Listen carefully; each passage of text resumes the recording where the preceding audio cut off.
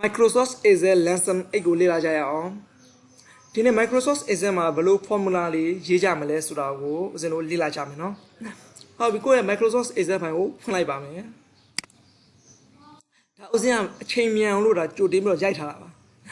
Okay, go back so no that a 𝐒𝐸𝐫, that was a 𝐒𝐫𝐬𝐫 a young pia boy to cool, no, at a community cool 𝐒𝐶𝐫. A young pia boy loaded Harry was in the jaita. That amizo that Jojo bono, the Jojoga, 𝐒𝐤𝐫𝐞𝐫, Kumuda Pablo, a young pia like the 𝐒𝐤𝐫𝐞𝐬𝐡𝐨𝐭, 𝐒𝐤𝐫𝐶, so yeah, don't down there, and don't day and down bono. Yeah, that's it. Tima Momoga Jalo to a mentally mouth of a young pia boy, a young pia there, the bow pieces of pole of a young pia boy there, and the young wiga, the sending mono, that 𝐒𝐤𝐫𝐞𝐽 1000. See how a little good at Julia Tabono, Kubango Suno that couldn't show yellow. Dineta was no Lila Magalo, if John Sabo Lila Mono, the formula is Salila like a mouse, if to Salila Jare, that if Lorello de Bono, I jump Madon, formula Sabo, if Lila. Dima, if Cablo, near Madomale solution. Was Umabono, Dima Young, we are paying us as solution was no a sing, Irutaman. No, okay, thing as more thing as a 𝐒𝐜𝐫𝐞𝐫 a same piro the man. I don't know young with thing as and a thing as a says with a tesonia, a say A. To thing as a 𝐒𝐜𝐫𝐞𝐫 that B. To couldn't like any illusion, I mean, I saw semi beauty. I don't know formula 𝐒𝐸𝐫𝐫. Tiamua if go, don't be one. Formula human solution, the formula the equally them of Giro, the Matacala Giro Yano, the Majicalushi, Salone Tebido, Chialam, Shemas, was a nope Matida by Gibiano, Manopa Puname. Nope, Tapuano, Formula Mapamadon Sajimas, Mapimani, the Diama, Nimajime. That formula Yimito, Nimania, Sasa, Nimanu Yam, the Loa Milumiano, and a 𝐒𝐸𝐫𝐶 slow side. I if a play so that they put it, no, yeah, when salad. I'm a Pramado Opatema was on a buy him less with you. What matter? D2 bono? That was no that D-Quabo. D1 Dazo da D-Goo. Thing as ago, so like what a D2 copy, no? Ma D2, the collar office version, D, what you row office version, da, 2 pineta D2. Horima, Salon a GG, the formula Yidakamas, Salon Chida did a Masano, D2 rather than Geniam, no? Tamo Niam, Niaje. Partners of thing has an Yam, thing has my Gilam, no? I know Doña Chalo, no? Madonia Chalo hobby. I think as and a thing has a 10 year Lucian, was no bad mammas, Tapi Wagona, Nimajan Dazujan, demanded thing has and a thing has a year, Macoma chocolate, no? Come out chocolate, Simicola sub for me. Simicola had a village with Dua. 𝐒𝐸𝐫𝐸, the Gannett, Tammo, Mocking and Mode 𝐒𝐸𝐸𝐫, James Lucian, Simico, the colony to Queen, Bono, the annually to a GBA, colony Bono. Colon A, I say Erotamazo, comma Peleme, Colon Pelebio, comma check him, no? Colon the Capian for me, the Gallo, P.M. Colon Pelebio, Webelemo, the formula at Debia, Paris Lucian. Okay, if a plane, what it did do already, Waga, the county, the greater than Zuradi, Genie Bono. The thing as a genie, Gidamo thing at my Nini, Nidanimaja, Nidavono. Did you the what thing as and thing as a PP thing as a genie Lucy, the Holy Patamazo, what a body. Okay, Mahobu solution, to undo B body, and the formula to radio was solo. Did you what the thing as a Nini to more thing as a genie slaying if a slaying a bomb, Tamam solution, be born. Hobby, the formula that Manwabi, the formula copy you like Mono, copy the copy the Digama the pistol mono, the formula Barnum, control queen at all pistol, the amount of pistol Yavano, and the Kiboka solution, the Lolo control, Puyonilane. Control people, no? That's why to us the Madi, come out to Bava bombless solution. The thing as a thing as a Tachini, the Edwa Bonnie. Okay, a child, thing as a 𝐒𝐸𝐫𝐸 to be born, and that couple of GIO. But a bonnie. 다오 우선은 디마 볼리 먹을래 디마 아고 커피 쏘쳐라면 너 야비 또 흘러라면 맞지라면 하나 땡아세ဖြစ်တဲ့အတွက် A ပေါ်နေတယ်မယ်350အောက်ရောက်တဲ့အတွက် B ပေါ်နေတယ်မယ်350အောက်ရောက်တဲ့အတွက် B ပေါ်နေတယ်မယ်350အောက်ရောက်တဲ့အတွက် B ပေါ်နေတယ်ဟောဒီမှာ350ပြန်ဖြစ်တဲ့အတွက် A ပြန်ပေါ်နေနော်ဒီမှာ29သိန်းဖြစ်တဲ့အတွက် B ပြန်ပေါ်နေလိမ့်မယ်ဟောဒီမှာ360အထက်ဖြစ်သွားတော့ A ပေါ်နေမယ်သူက350နဲ့350ထက်ဆိုတာ A ပေါ်လာပေါ့နော်ဒါဒီ formula ပေါ့ဟုတ်ပြီတရားအကုန်လုံး delete ပြပြီးတော့ဖြစ်လိုက်မယ်နောက်တစ်ခုထပ်ပြီးရှင်းပြမယ်နော်ဒီ if အကြောင်းဒါထပ်ရှင်းပြမယ်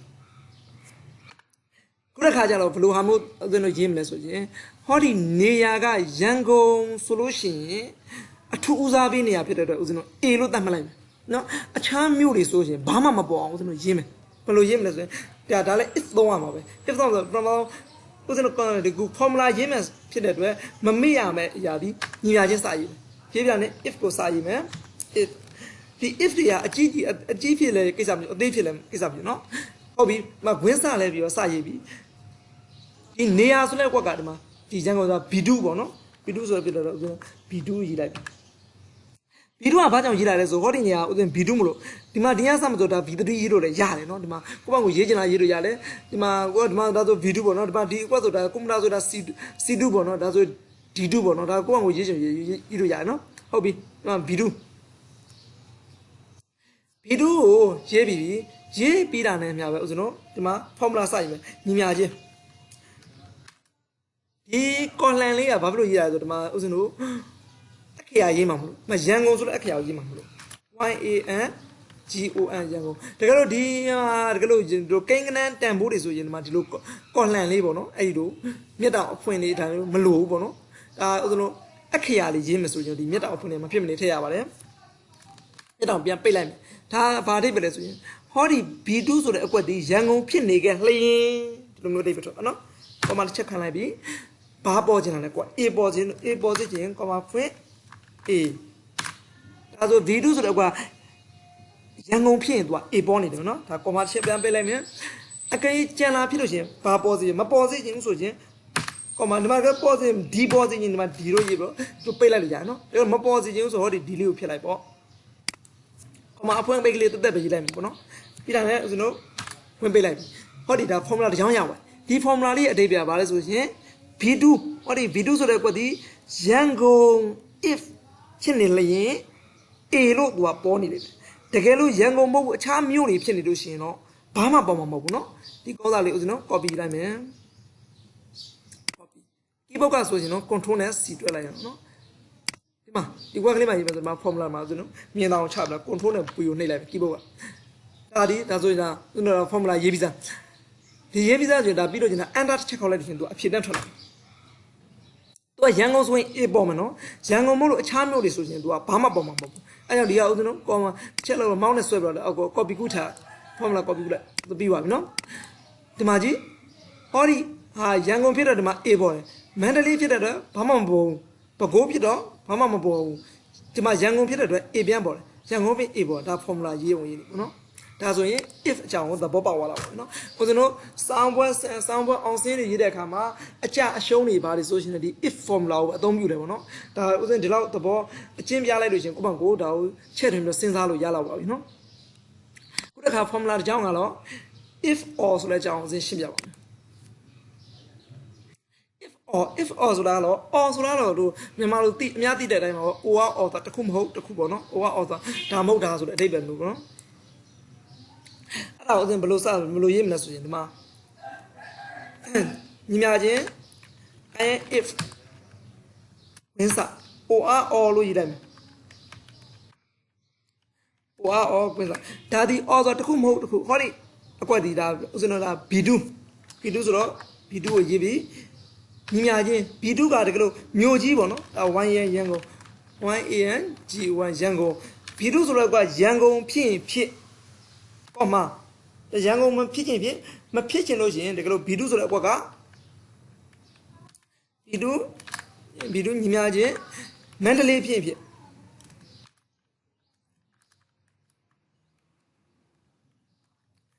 B2 ဆိုတဲ့အကွက်ကရန်ကုန်ဖြစ်ဖြစ်ဒါမှမဟုတ်မန္တလေးဖြစ်ဖြစ်အဲ့ဒီနှစ်မျိုးတည်းဟာတစ်မျိုးမျိုးဖြစ်ခဲ့လို့ရှိရင်ဒါ ကော်မာချက်ခံလိုက်ပြီနော်ဘီဒုကွက်ဒီရန်ကုန်မြို့ဖြစ်ရင်ဘီဒုဒီမန္တလေးအဲ့ဒီမြို့နှစ်မြို့တည်းကတစ်မျိုးဖြစ်ခဲ့လို့ရှင်ဦးဇင်းတို့အစစ် A လို့သတ်မှတ်လိုက်မယ်နော်ကော်လန်ဒီအခရာရေးမှာဆိုရင်ဒီအဖွင့်ပိတ်ကော်လန်လေးတွေကမေ့လို့မရဘူးပေါ့နော်ခဏဆိုတော့မလိုပါဘူးအေးအဲ့ဆိုရင်ဒီကောင်ဘီဒုဆိုတဲ့အကွက်ကရန်ကုန်နဲ့မန္တလေးဖြစ်ခဲ့လို့ရှင် A လို့သူပေါ်နေလိမ့်မယ်နော်ကော်မာတစ်ချက်ပြန်ခံလိုက်မယ်တကယ်လို့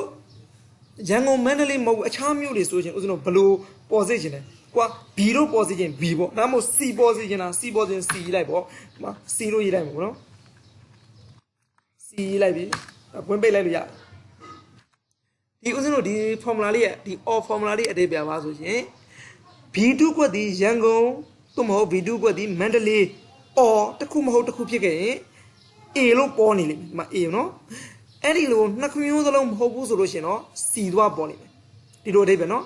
if လျင်ခွင့်စားလိုက်မယ် or also သို့မဟုတ်ဆိုလည်းအဓိပ္ပာယ်သွားရတယ်ဒီ B2 ကွက်က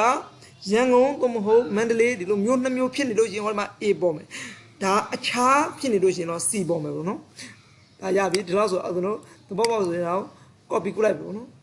copy ကုလိုက်ပါဟောဒီမှာဒီကောင်မှာတော့ formula ရေးချင်လို့ရှင်ဒီမှာတော့ control v နဲ့သွားရေးတာချာနော်ဒါဆိုရင်သူကရန်ကုန်နဲ့မန္တလေးဆိုရင်တော့ဒီမှာ A ပေါ်နေတယ်ပေါ့နော်အခြားမျိုးဆိုရင် C ပေါ်နေမယ် enter ခေါက်လိုက်မယ်ဒီမှာ A ပေါ်နေပြီနော်ဒါကိုတစ်ချက်မောင်းနဲ့တင်နေဒီကောင်ကို copy ဆွဲချလိုက်မယ်ရပြီအဲ့လောက်ဆိုဒီမှာကြည့်ရန်ကုန်ဖြစ်တဲ့အတွက် A ပေါ်တယ်မန္တလေးဖြစ်တဲ့အတွက် A ပေါ်တယ်နော်ဒီမှာပဲခူးဖြစ်တဲ့အတွက် C ပေါ်သွားတယ်ပြည်ဖြစ်တဲ့အတွက် C ပေါ်သွားဒီမှာရန်ကုန်ဖြစ်တဲ့အတွက် A ပေါ်တယ်ရန်ကုန်ပြည် A ဒီမှာဒါဆိုရန်ကုန်နဲ့မန္တလေးဆို A ပေါ်တယ်အခြားမျိုးတွေဆိုဒါ C ပေါ်တော့ဒါဦးဇင်းတို့ formula ပေါ့နော်ဒါရေး if or formula ပေါ့နော်ဒါအကုန်သားနားလည်ပြီဆိုတာကို delete ပြလိုက်မယ်ဒါဆိုဦးဇင်းတို့ဒါ formula နှစ်မျိုးဖြစ်သွားပြီရိုးရိုး if က if or နော်ခုတစ်ခါ if m ကိုထပ်လို့ကြည့်မယ် if ဆိုတာကတော့လျင် and m ဆိုတာတော့နှစ်ဆိုတာဘယ်လိုဟာမျိုးလဲဆိုရင်နှစ်မျိုးစလုံးမှန်းနေမှာပေါ်မှာပေါ့ဘယ်လိုဥမာမျိုးလဲဆိုရင်ဥမာဆိုကြပါစို့ဦးဇင်းတို့ဒီမှာရန်ကုန်ပေါ့နော်ဟောဒီရန်ကုန်မြို့မှာဦးဇင်းတို့ဖုံးရန်ကုန်မြို့မှာဖုံးပြပွဲအတွက်ဆိုလို့ရှိရင်တော့ A လို့ပေါ်မယ်အခြားဟာတွေဆိုရင်ရန်ကုန်တော့မှန်းနေမဖုံးမဟုတ်လို့ရှိရင် B ပေါ့နော်အဲ့လိုမျိုးအခြားတော့နေရာကရန်ကုန်နေဖြစ်ရမယ်ကုန်စီကဖုံးဖြစ်ရမယ်ရန်ကုန်မြို့မှာဖုံးရောင်ပြပွဲဖြစ်ကမှာ A ပေါ်မယ်အခြားဟာတွေအားလုံးဆိုရင် B ပေါ်အောင်ပေါ့နော်အဲ့ဒီလိုမျိုးသုံးမယ်ဆိုလို့ရှိရင်ဒါ if m ကိုသုံးမယ်ပေါ့နော် formula ရေးမယ်ဆိုတော့ပထမဆုံးမမေ့ရမှာဒီညီမချင်း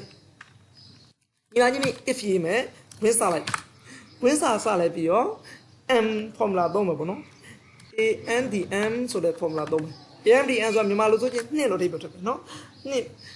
အဲ့မှာနေရာဖြစ်တဲ့နေရာပါလဲဆိုရင်ဦးဇင်းတို့ b2 ဒါတွေက if လို့ m လို့ b2 လို့ဒီ formula မှာရေးလို့ရှိရင်ဒီကောင်ကြီးကြီးသေးကိစ္စမရှိပါဘူးစလုံးကြည့်တာသေးတာအရင်မပါပါဘူးနော်ညီမချင်းကော်လန်လေးပေါ့နော်ပြတောင်ဖွင့်လေးပေါ့ရေးလိုက်ပြီးရန်ကုန် YANGON ရန်ကုန်ပြတောင်ပိတ်ပြန်ပိတ်လိုက်ပြီနော် B2 ဒီရန်ကုန်ဖြစ်ရမယ်ရန်ကုန်နှစ်ပေါ့နော်ရန်ကုန်ဖြစ်ရင်ဖြစ်ဒါဆိုချင်းပြီးတော့ချင်းကော်မာတစ်ချက်ကုတ်လိုက်မယ်ဒီ C ပေါ့နော်ဒါဆို C2 ညာချင်းပန်းကကော်လန်လေးခံကော်မာလေးခံလိုက်ဒီပေါ်ပြတောင်ဖွင့်နေခံလိုက်မယ်အဲ့ပြတာနဲ့ဒီမှာကွန်ပျူတာကွန်ပျူတာဥစဉ်လို့ဒီမှာဖုန်းရေးရမယ်နော် HUM ဖုန်းဒီ HUM နီဟုတ်ပြတောင်ပိတ်ကလေးပြန်ရေးမယ်ဒါဆိုပြီးပါပြီကွန်ပျူတာဒါအတိတ်ပြပါဆိုလို့ရှင် B2 ကလည်း B2 ကနေရာကရန်ကုန်ဖြစ်ရမယ်အမျိုးအစားကဖုန်းဖြစ်ရမယ်အဲ့ဒီလိုနှစ်မျိုးမှန်းနေမှာဘာပေါ်ချင်တာလဲအစစ် A ပေါ်ချင်လို့ရှင်တော့ A ပေါ့နော်ဒီလိုရေးမယ် A လို့ရေးပဲအဲ့ဒါပေါ့နော်ကော်မာပြန်ခံလိုက်မယ်နောက်ကော်လန်ပြန်ပြီးတော့ကုတ်လိုက်မယ်စပ်ပြီးတော့ကုတ်ပြီးတော့အကယ်အခြားဟာဆိုလို့ရှိရင်ဘာပေါ်မှာလဲ B ပေါ်ချင်လား B ပေါ်ချင်ပြီဘာမှမပေါ်ချင်ဆိုဘာမှမရေးဘဲနဲ့မျက်တောင်အဖွင့်ပိတ်ကော်မာဟာလေးနှစ်ခုပဲရေးပြီးတော့ဝင်ပိတ်လိုက်လို့ရတယ်ဟောဒီ formula ရဲ့အဓိပ္ပာယ်က B2 ဆိုတဲ့ဟောဒီနေရာအကွက်ကရန်ကုန်ဖြစ်ရမယ်ကုန်စီအမျိုးအစားကဖုံးပြရမယ်အဲ့ဒီလိုနှစ်ခုသလုံးမှန်းနေမှ A ပေါ်မှာဒီနေရာကရန်ကုန်မဟုတ်ပဲဖုံး နေရာပစ္စည်းကတော့ဖုံးမှန်ပါတယ်နေရာကရန်ကုန်မဟုတ်လို့ရှင်နဲ့ A လို့ပုံမှာမဟုတ်တော့နောက်တစ်ခါနေရာကတော့ရန်ကုန်မှန်မယ်ပစ္စည်းကဖုံးဖို့လို့ရှင်နဲ့ A လို့ပုံမှာမဟုတ်တော့သူဒီ M ဆိုတာအဓိပ္ပာယ်ဒီနှစ်ခုစလုံးမှန်နေမှာနေရာကရန်ကုန်ပြရမယ်ပစ္စည်းကဖုံးပြရအဲ့ဒီလိုနှစ်မျိုးစလုံးမှန်နေမှာ तू က A လို့ပုံမှာအဲ့လိုမဟုတ်လို့ရှင်ဘာမှမပေါ်တော့ဒီကောင်ကိုဦးဇင်းတို့ copy လိုက်မယ် copy ယူမယ်ဒီကွက်မှာစပေါ်ခြင်းဟောဒီမှာဒီ formula ဘာဒီ formula ဘာထဲမှာဦးဇင်းတို့ control V နဲ့ paste လုပ်လိုက်မယ်နော်ဒီဦးဇင်းတို့ဒီ formula ကိုဒါရေးပြီးသွားလို့ရှိရင်ဒီမှာတစ်ခါတည်းတန်းရေးလို့ရတယ်နော်ဦးဇင်းရှင်းအောင်လို့ခုနက notepad မှာရေးပြနော်ပြီးတော့လည်း enter ခေါက်လိုက်မယ်ဒီမှာ तू ကရန်ကုန်နဲ့ကွန်ပျူတာဖြစ်တဲ့အတွက် तू ကဘာမှမပေါ်ဒီကွက်ထဲမှာမရှိတာမဟုတ်ဒီမှာ formula ရှိတယ်နော်ဒီကွက်ကရိုးဗလာကွက်နဲ့မတူဒီမှာဗလာကွက်မှာကြည့်ဟောဒီ formula ဘာမှမရှိနော်ဒီပုတ်ကိုတစ်ခါကြည့်လိုက်ဒီ formula ဘာမှရှိနေတာ formula ရေးထားတာသူ့မှသူတွေ formula ကြောင့်မပေါ်တာနော်ဘလို့မပေါ်တော့ဒီမှာဒီကွက်မှာကြည့်နေရာကတော့ရန်ကုန်မှန်ပါတယ်ကွန်ပျူတာကွန်ပျူတာဖြစ်နေတဲ့အတွက်ဒါသူပေါ်မှာမဟုတ်ဘူးဦးဇင်းတို့ဒီမှာအကုန်လုံး copy ယူပြီးတော့ကူးချလိုက်မယ်နော် copy ဒီမှာကြည့်မနော်ဒီမှာကျတော့မန္တလေးနေရာကတော့မန္တလေးမှန်နေရာကမန္တလေးဖြစ်နေလေပစ္စည်းကမှန်ပြီးတော့နေရာမှားနေတော့မပေါ်ဘူးဒီမှာဘကိုး TV မပေါ်တော့ဘူးပြေးပြန်ဒီမှာရန်ကုန်ဒါရန်ကုန်တော့မှန်ပါဒီမှာ TV ဖြစ်တဲ့အတွက်မပေါ်ဒီမှာရန်ကုန်မြို့မှန်ပြီးဒီမှာဖုန်းရန်ကုန်ဖုန်းနှစ်ခုသုံးမှန်တယ်ဒီမှာ A လို့ပေါ်နေနော်ဒီမှာကြည့်ရန်ကုန်ဖုန်းနှစ်ခုသုံးမှန်မှာ A လို့ပေါ်နော်မမှန်ရင်ဒါဘာမှမပေါ်ဒါဆိုဒီနေ့ဦးဇင်းတို့ formula 3မျိုးကိုသိသွားပြီနော်ဘာ formula 3မျိုးပါလဲဆိုလို့ရှိရင်နော်ရိုးရိုး if ဆိုလဲ formula တစ်ကြောင်းနောက်က if ကဲor or ဆိုလဲ formula တစ်ကြောင်းပေါ့နော် if or ဆိုလဲ formula တစ်ကြောင်းနောက်တစ်ခါ I am if an dm if and ဆိုလဲ formula တစ်ကြောင်း formula 3ကြောင်းကိုကျွန်တော်သဘောပေါက်ပါပြီ if ဆိုတာဒီရိုးရိုးလျှင် if or ဆိုတာဒီ or ဆိုတာတစ်ခုမဟုတ်တစ်ခုနှစ်ခုမှာရွေးချယ် if or သုံးတယ်ဒီလို if and ဆိုတာနှစ်ခုစလုံးမှန်မှာ if and ကိုသုံးတယ်ပေါ့နော်ဒါကြောင့်ဒီ formula တွေအကုန်လုံးအရေးကြီးပါတယ်ဒီ formula 3ကြောင်းကိုပထမဆုံးကြည်ကြည်ညက်ညက်ရအောင်လေ့လာထားပါဦးဇင်းတို့နောက်လဲဆက်ပြီး formula တွေဆက်ပြီးရှင်းပြပေးပါမယ်နော်ဒီနေ့တော့သင်ခန်းစာကိုဒီမှာပဲနားလိုက်ကြရအောင်အကယ်၍အခြားသင်ခန်းစာတွေဆက်ပြီးလေ့လာခြင်းနဲ့ဆိုလို့ရှိရင်လည်းဦးဇင်းရဲ့ဒီအရှင်သူစိတ်ဓာတ်ဆိုတဲ့အကောင့်မှာလာရောက်ပြီးတော့လေ့လာနိုင်ပါတယ်